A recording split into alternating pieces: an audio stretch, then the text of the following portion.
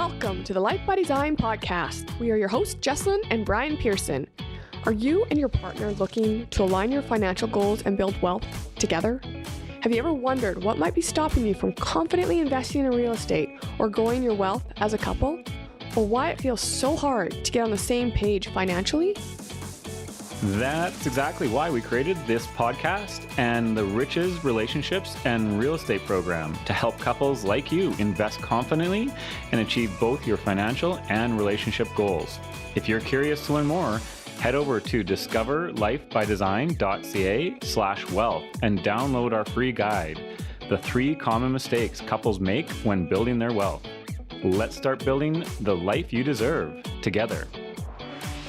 All right, today's topic is your first steps to shift from a scarcity to wealth mindset. I wanted to chat about this one because I've had several people reach out to me lately through social media, DMs, emails, after they've seen some of our posts that we do on mindset. And they're like, well, but how do you do it?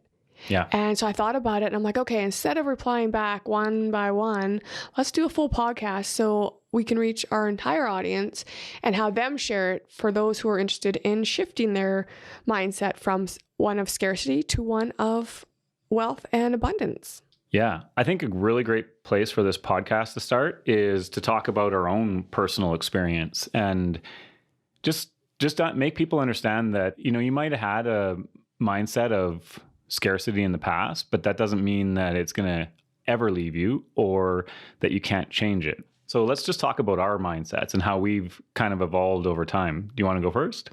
Sure. So as I've shared openly before, I grew up in poverty.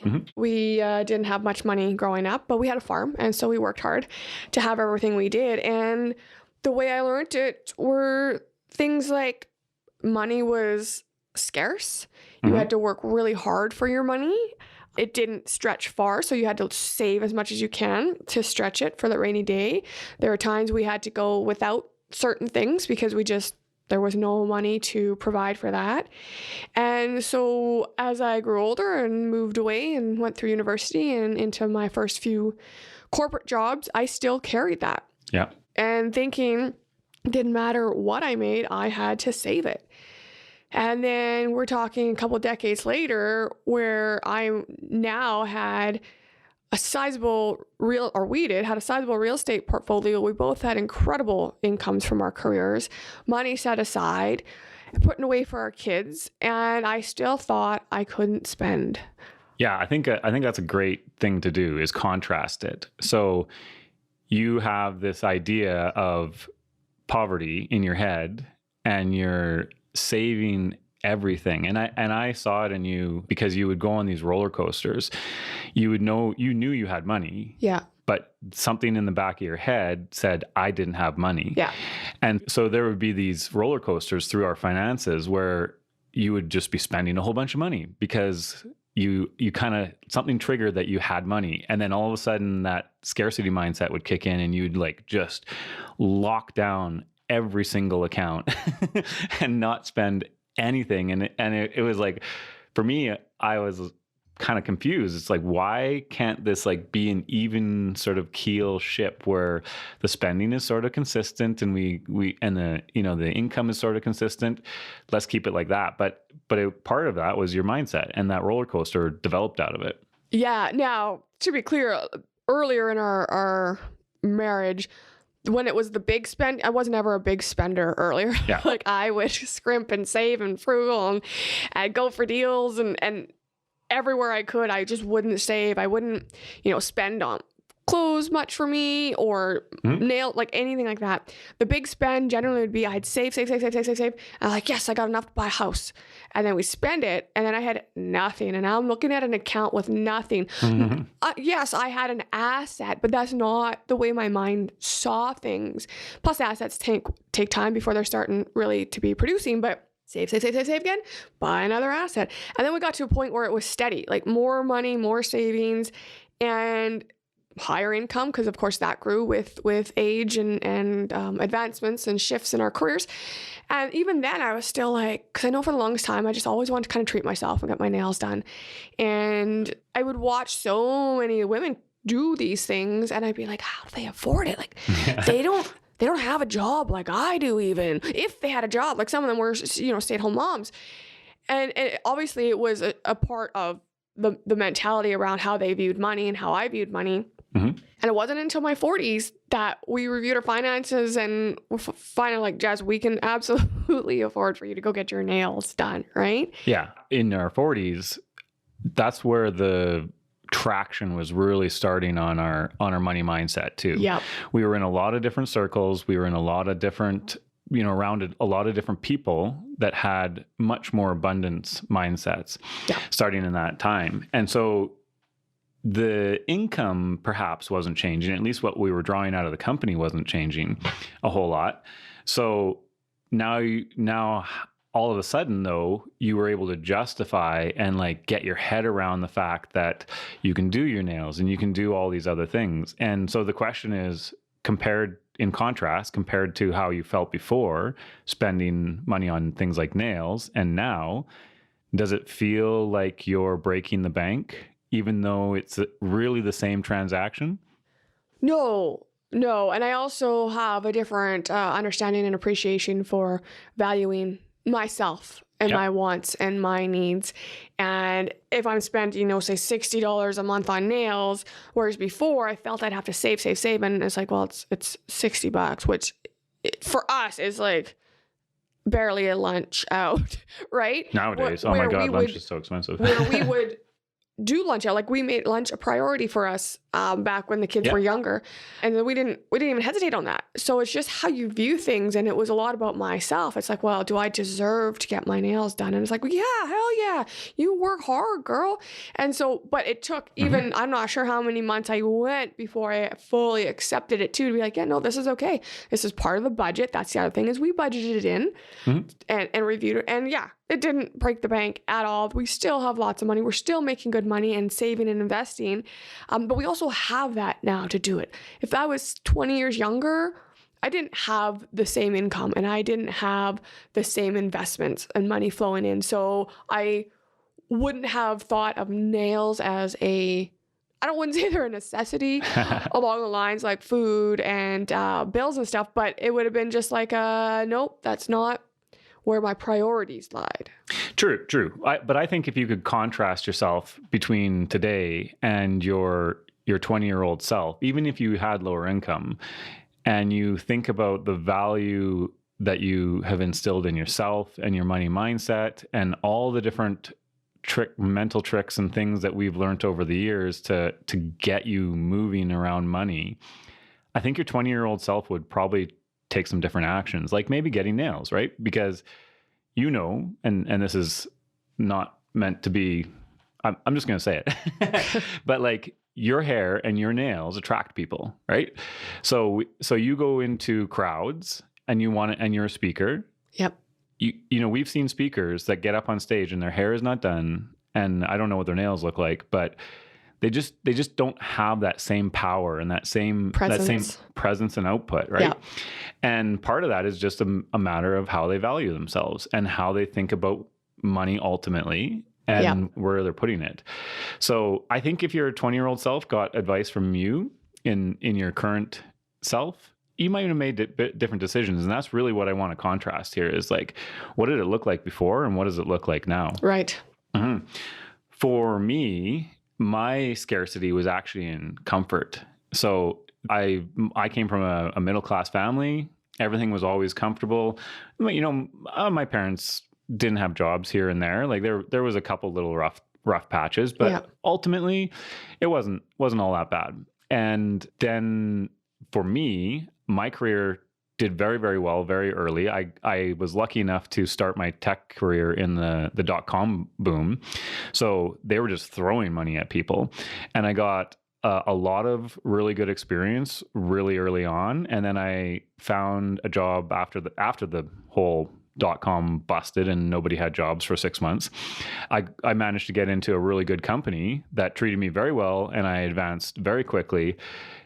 And then the golden handcuffs obviously went on, and I just lived comfortably. So comfort was my scarcity mindset. And then to get out of that, it was super difficult because what's the opposite of comfortable? Uncomfortable. Right.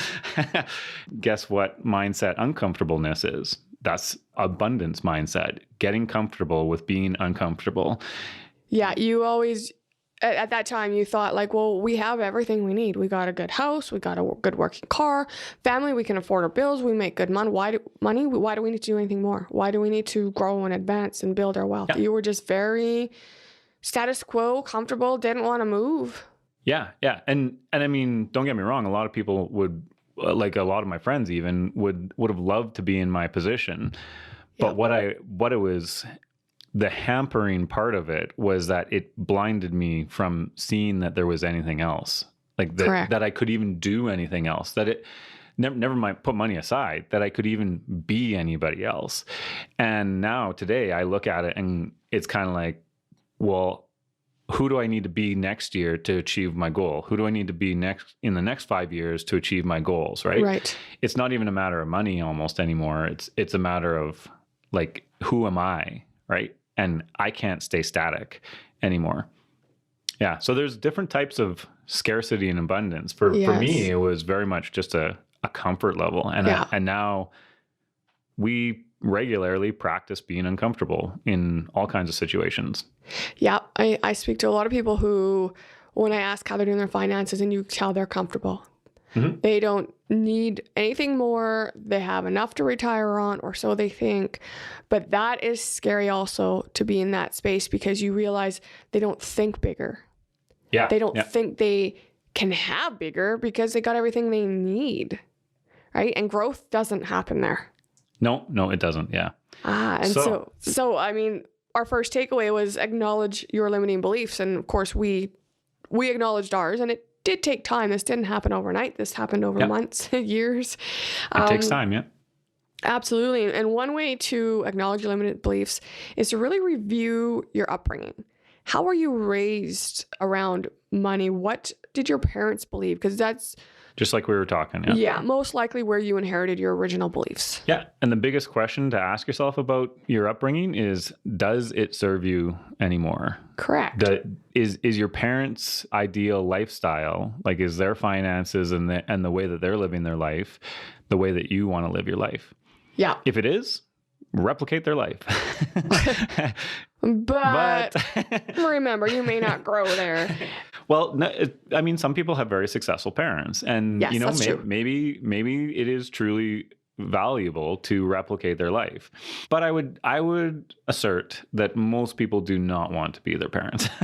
I would agree to that. And our parents, everybody's parents, if you ask me, always wants their kids to be better than they are. They always want more for their kids, absolutely. Yeah, they see their life as the bare minimum. And so the bare minimum for their kids is not what they want for their kids' life. They want the bare minimum plus.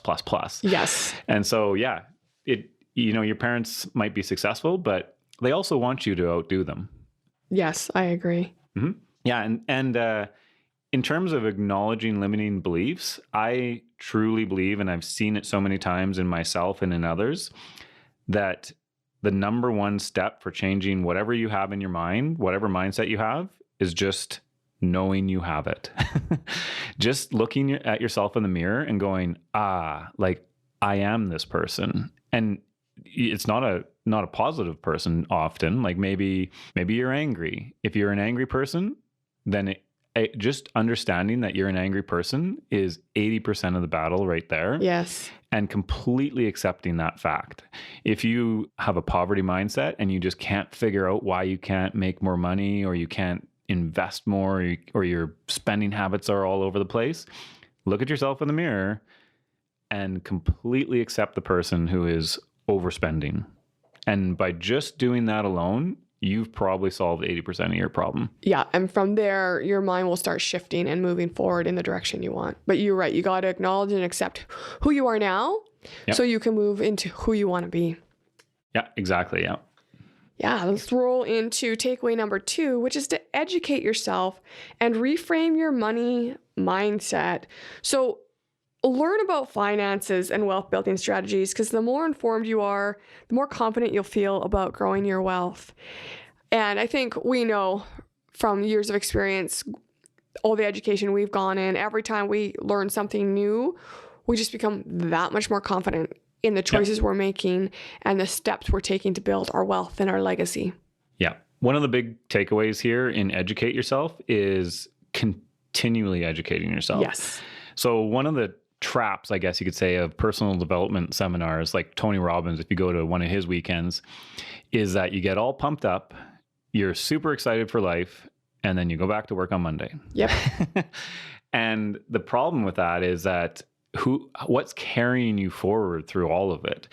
So even though you might have a big aha moment, that I know for us, me especially, we have gone through some personal development seminar weekends. Yep. And like just amazing experiences. But I can guarantee you that only a small portion of what I ever like learned on that weekend actually carried forward with me, because I never put it into practice, never consistently surrounded myself by it going forward past that weekend. Yeah. Right. Because like you said, we get home, Monday comes around and it's back to work. You get just a sliver of it. Yeah. Now you're like stressed about work. You got the kids, school, daily life, daily routine kicks in, and you just don't have the time or the capacity to work on all that. But if you continually update yourself in terms of and educate yourself, as well as align yourself with like-minded individuals, people who can hold you accountable, they can help you push through that concept of I don't have time, or you just forgetting because you get busy in the whirlwind of everyday life. Yep. Because your mindset is going to want to snap its way right back to where it was. That comfortable. Humans are exceptionally resilient creatures, but the problem with resilience is that resilience is just a return to the previous state. And so you know, it's great to be resilient and not go lower than any current state you might be in. But if you're looking for growth, you need to be more than resilient, because otherwise, if you're not practicing it and you're not like getting out there and getting your mindset continually expanding, it is going to go right back to where it was. Yes. And when it comes to reframing your money mindset, I mean, you can do this in several ways, but one thing that we've been stressing more so lately is that money is everywhere. It's abundant and everywhere. And as soon as you acknowledge and accept that concept, you will see it everywhere. And I know one of the little activities we encourage our listeners to do and our clients as we go through is like, when you're driving around, you're out and about just doing your normal day, whether that's dropping kids off, getting groceries, driving to work, look for the money, and you'll see all these fancy cars, all these new buildings, all these new stores, full parking lots, which means people are shopping, people packing theaters, packing events. That's all money. And when you start to see it, you go, oh, wow, it is everywhere.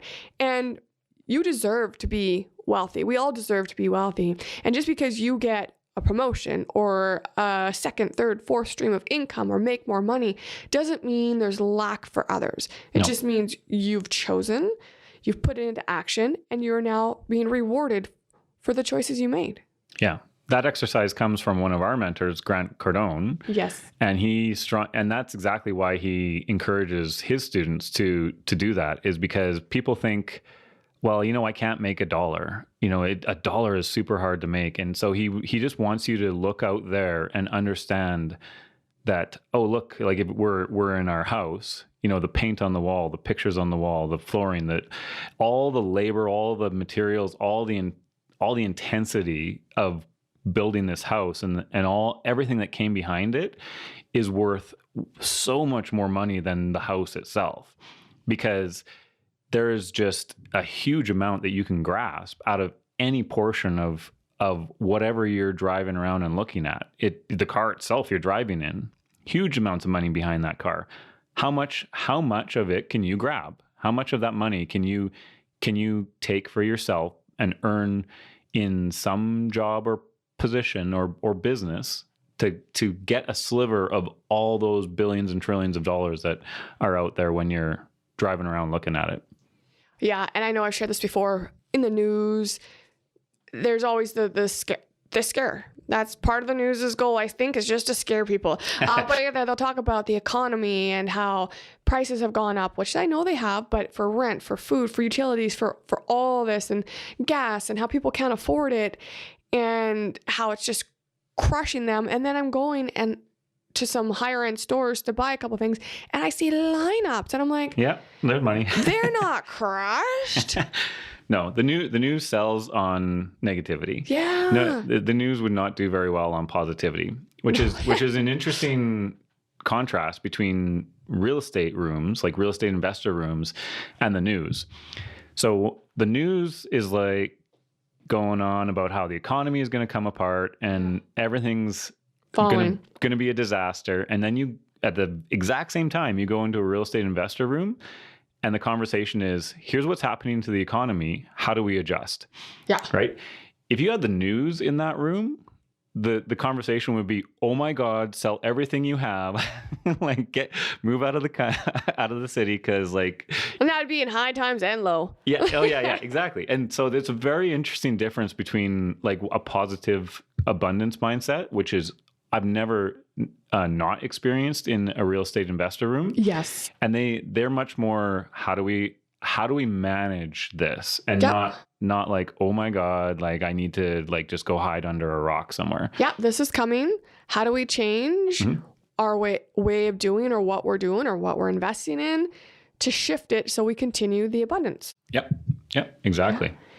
Rolling into takeaway 3, you want to take small, consistent actions. And we've talked about this many times, but you want to start with manageable steps, like maybe automating your savings or setting small investment goals. But consistency compounds into bigger results over time. And I know we've spoke on that in a previous episode, but having a big, audacious goal can be fun and exciting, but rarely do we just go for it and get anywhere, because it's too big, it's overwhelming, and we shut down. But if you break that down into smaller goals that underneath have actionable tasks and steps, I can promise you, step by step, day over day, and continual action gets you to that big, audacious goal. Yep. And don't get us wrong, it can be tough to keep that consistency. Yep. But this is what we were talking about earlier, is that you got to always keep in that growth mindset. You can't just go to the 3-day weekend and get yourself all revved up on personal development and then figure you're just going to go back to life. You got to put a couple reps in every single day just to keep yourself moving forward. And that's what taking small, consistent actions is about. Yeah. And if you don't have a lot of time in your hands, which I know there are ups and downs when it comes to taking care of kids and family and jobs, just take one action a day. I promise you, over a week, you suddenly had 7 actions, instead of feeling like you got to do like everything today, and then you're overwhelmed because suddenly maybe one of your kids is sick and you got to pick them up from school, or you get sick and there's going to be days where you're just going to be down. Yep. So take that downtime when you're down, and know the next day you'll pick up an extra step, and it will add up. Yeah. Consistency in practice. Just to give a real world example, I wasn't working out as much as I wanted to. And because we only have the one little room here for our workout area, you were using it at approximately the time I would have liked to use it, which was right before the kids get up. Yeah. So I'm kind of like, I don't want to like have to work out at 10 p.m., 11 p.m. And I really want to work out in the morning, because every time I did, it works out better for me. So for 3 months, I started this by just going to bed earlier. Yeah. I didn't get up earlier. I just went to bed earlier for 3 months.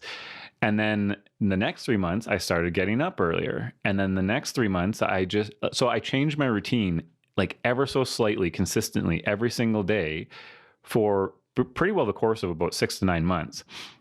Nowadays, I get up consistently at 4:30 a.m. I work out, I meditate, I do my journaling. I even have some extra time usually for a couple other activities that I can fit into the morning. But what didn't happen was I didn't just say one night, I'm going to wake up at 4:30, and I just started waking up at 4:30 and working out at 4:30. It would have never happened. It was too large of a shift for me in order for it to make a jump like that overnight.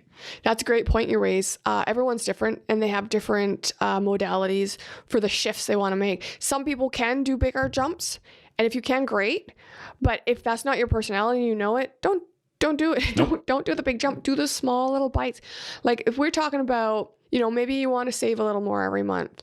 What does that look like? Maybe it's simply cutting one subscription, whether it be your Netflix or Disney, just one. Don't just suddenly cut them all and you're sitting there twiddling your thumbs going, well, this sucks.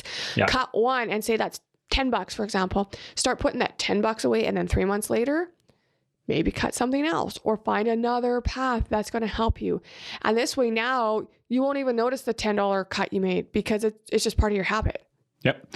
You're, again, going back to the point I raised earlier, your mind is going to want to snap back exactly to where it is. Yeah. So if you just, raise all of the expenses, like burn and raise all the expenses out of your budget, your brain is not going to be able to handle like cutting that many expenses all at the same time.